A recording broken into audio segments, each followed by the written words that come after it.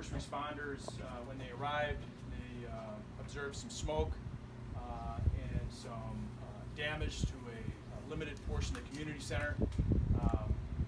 Good thing in this event here, there was no injuries. We've been able to confirm throughout the day that no one was sent to the hospital and that there's no injuries.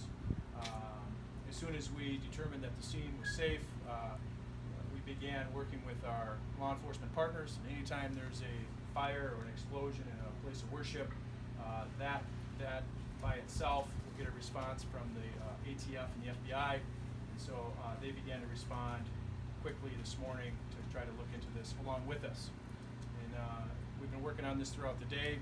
And a little while ago, we got to a point in time in this investigation where we felt it was appropriate to turn the investigation over to the FBI.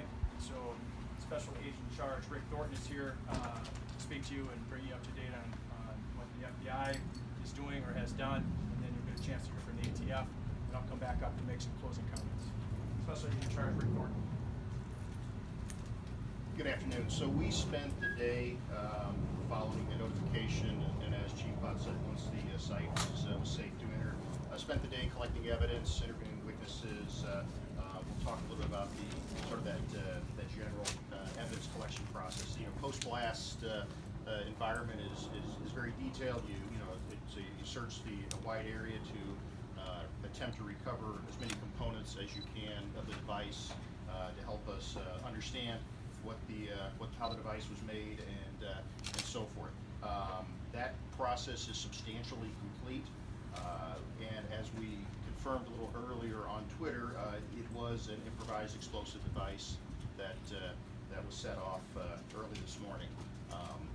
Moving ahead, our investigation will continue all the things that you would expect. It's ongoing, interviewing witnesses, sending items to our various labs for further analysis.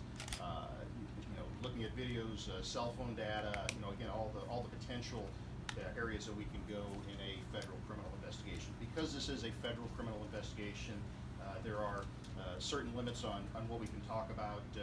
That's why I'm not going to characterize any more details about the device itself and so forth.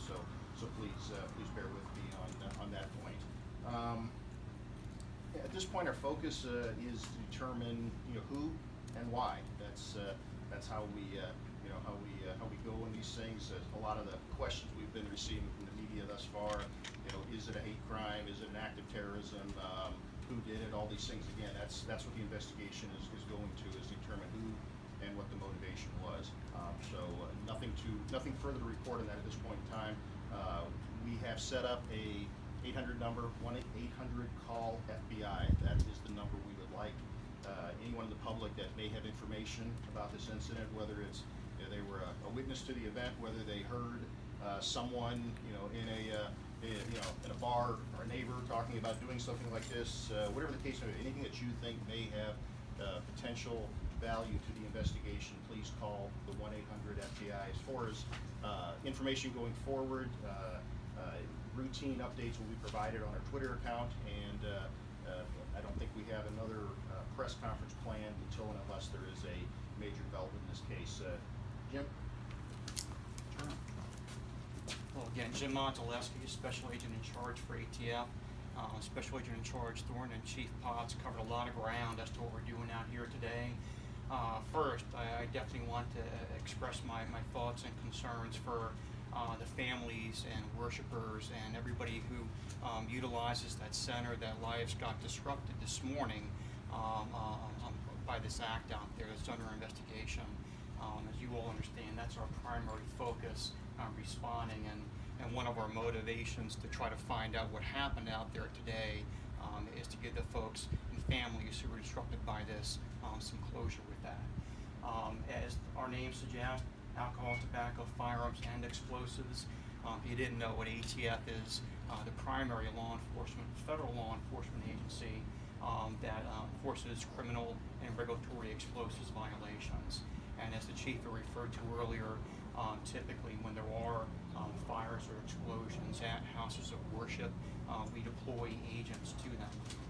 My St. Paul office deployed out today to joining the investigation with Sac Thornton's FBI folks, Bloomington Police Department, Bloomington Fire Department, and made a lot of progress. You may have seen a lot of ATF shirts and jackets out there.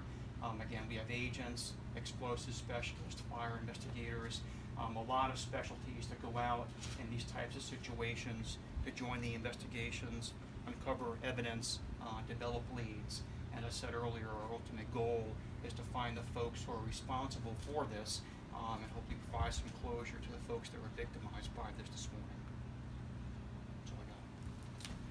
And to kind of just wrap up, just a couple more quick comments. I too want to express our thoughts and condolences to the folks from Dar el Farooq. Going to do everything we can working with our law enforcement partners to solve this one. I also want to acknowledge the support that we've seen from our community, the faith community and our community at large that came out today to show their support for Dar el Farooq. I think that is quite amazing. It was great to see that in our community today. I want to thank the first responders this morning who went into this and have worked so hard throughout the day. Bloomington Police, Bloomington Fire, our colleagues from the ATF and the FBI have done a great job so far here today. There's still a lot of work to be done. And also encourage, if there are tips out there, as SAC Thornton mentioned, the tip line this morning we said to call Bloomington Police Department. Well, now that we've transferred this investigation over to the FBI, that tip line is 1-800-CALL-FBI. If anybody out there has information, that would be the phone number that they should call. We will be providing updates on our Bloomington Police Twitter page, as well as I think the FBI will be posting updates on their Twitter page as well. Not sure about the ATF. And so in terms of how we're going to provide information from this point going on, it'll be through those Twitter pages in the respective law enforcement agencies. Thanks for coming out today. I'd like to thank the media for your help out there this morning. I know we didn't have a lot of information to put out, but again, thanks for cooperating with us as we would, we're releasing as much information as we can. It might not be as much as you all would like, but that's as much as we can release at this point in time. So thanks folks for coming. Just a quick question.